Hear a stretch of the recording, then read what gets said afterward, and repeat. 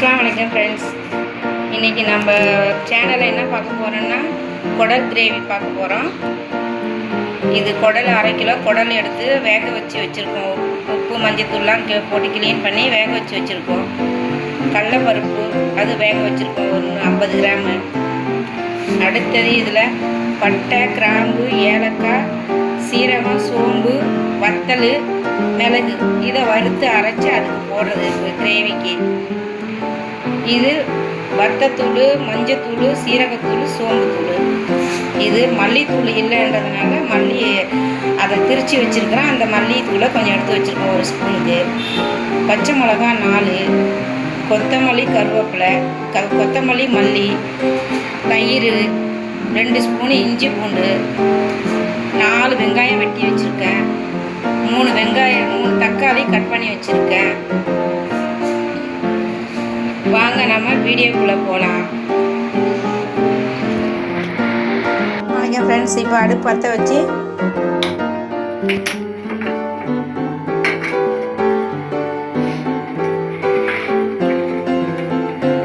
சட்டி அடுப்பில் வச்சு இப்போ சூடு ஏறின உடனே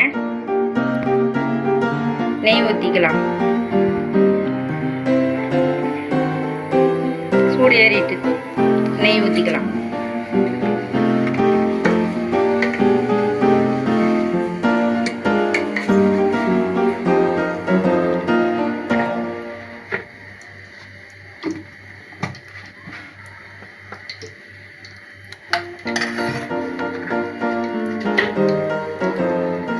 இப்போ எண்ணெய் ஊற்றிக்கலாம்। இப்போ ஒரு கரண்டிக்கு எண்ணெய்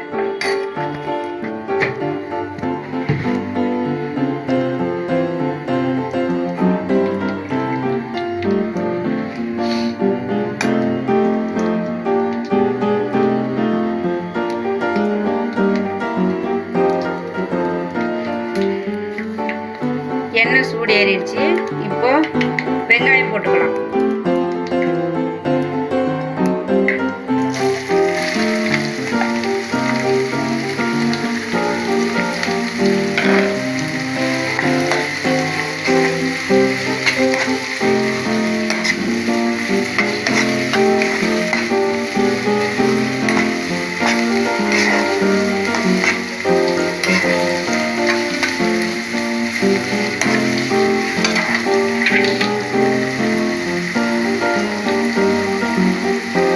தக்காளி போட்டுக்கலாம்। வெங்காயம் கொஞ்சம் வதங்கி வந்திருக்கு, தக்காளியை போட்டுக்கலாம்।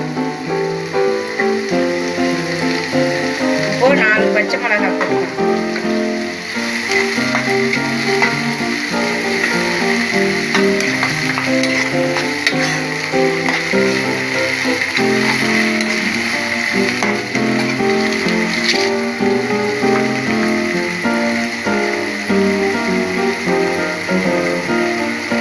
இப்போ இஞ்சி பூண்டை போட்டுக்கலாம்।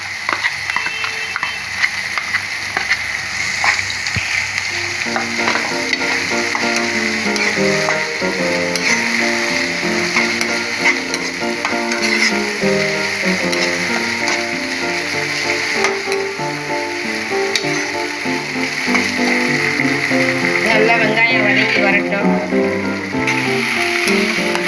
இஞ்சி பூண்டு வாடட்டு போகிற வரைக்கும் கொஞ்சம் இந்த பச்சை வாடை போகிற வரைக்கும் அது கொஞ்சம் வதக்கி விட்டுக்கலாம்।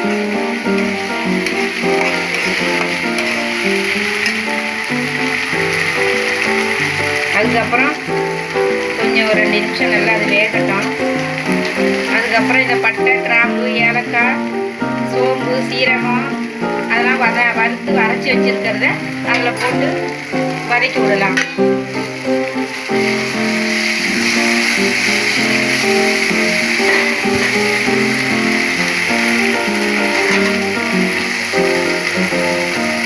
இப்போ மஞ்சத்தூள் பட்டைத்தூள் சோம்புத்தூள் எல்லாம் எடுத்து வச்சிருக்கதை இப்போ எல்லாம் ஒன்றா போட்டு அப்படியே அதை வதக்கி விட்டுக்கலாம்। இதுக்கு வந்து மிளகாத்தூள்லாம் எதுவும் கிடையாது। இது வெறும் இந்த அரைச்ச சாமானும் இந்த காரத்தூள் இது மட்டும்தான், வேற ஒன்றும் கிடையாது। இதில் தேங்காய் ஒரு 4 மூடி தேங்காய் எடுத்து வச்சுருக்கேன்।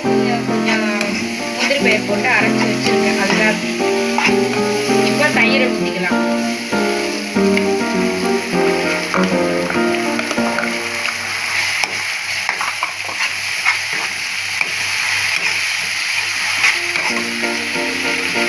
தயிரை ஊற்றி நல்லா பச்சை வாடை போட்டோம்.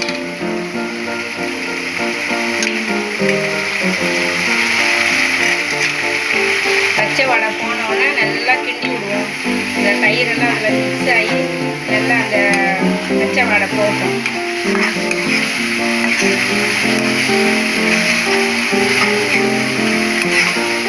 இப்போ கொதிக்க நல்லா அது வேகட்டும். அதில் ஒரு 5 நிமிஷம் நல்லா வெந்த பிறகு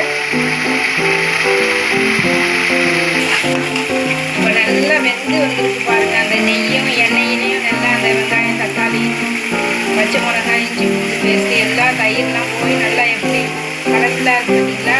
இப்போ கடலைப்பயிரை கொட்டிக்கலாம். கடலைப்பயிரை ஆல்ரெடி வேக வச்சு வச்சுருக்கோம். இப்போ அதை போட்டு நல்லா அதில் கிண்டி விட்டுருவோம்.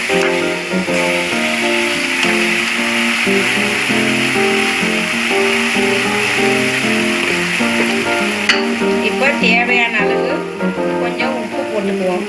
இந்த மசாலா தேவையான உப்பு.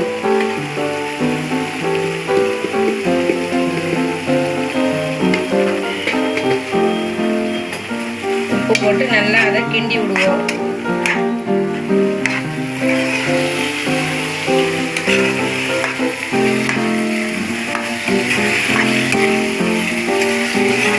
இப்போ கொத்தமல்லி, கருவேப்பிலை, புதினா இதையெல்லாம் அதில் இப்போ நம்ம போட்டுக்குவோம்.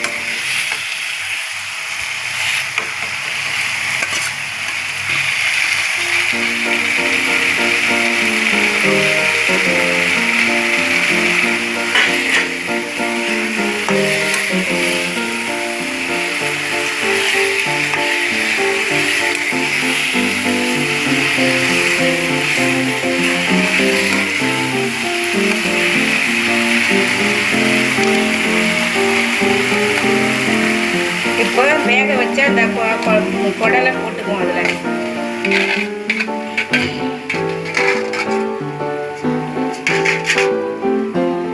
இந்த குடலை போட்டு நல்லா அதில் அந்த நெய்யிலையும் எண்ணெயிலையும் நல்லா வெந்து வரட்டும்.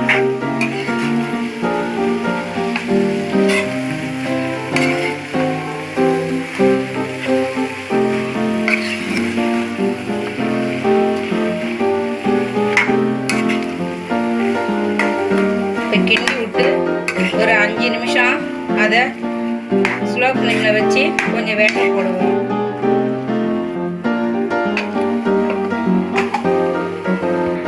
கொஞ்சம் ஒரு 5 நிமிஷம் வச்சாச்சு. இப்போ தண்ணி கொஞ்சம் ஊற்றி அதை கொஞ்சம் சிம்மில் வச்சு வேக போடுவோம். 1 கப்பு தண்ணி ஊற்றி இருக்கிறேன்.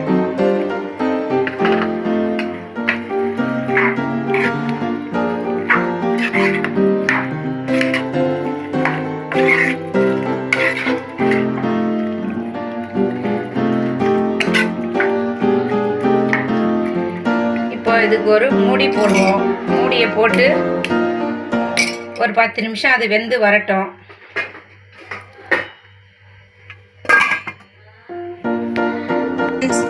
இப்போ அது வெந்திருக்கும். இப்போ மூடியை திறந்து தேங்காய் விட்டுடலாம்.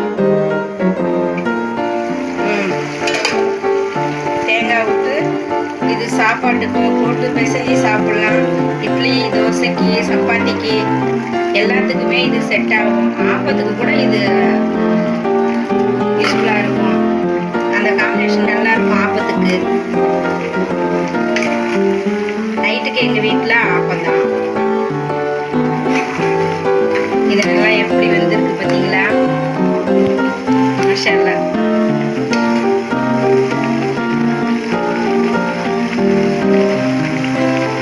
தேங்காய் விட்டாச்சு. ஒரு 2 நிமிஷம் இருக்கட்டும்.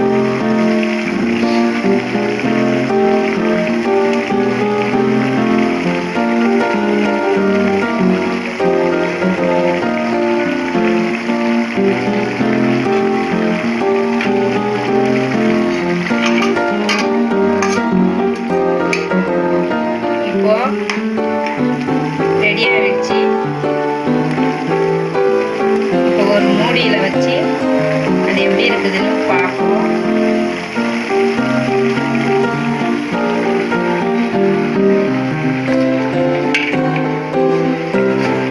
பாருங்க ஃப்ரெண்ட்ஸ், நல்லா இருக்கு.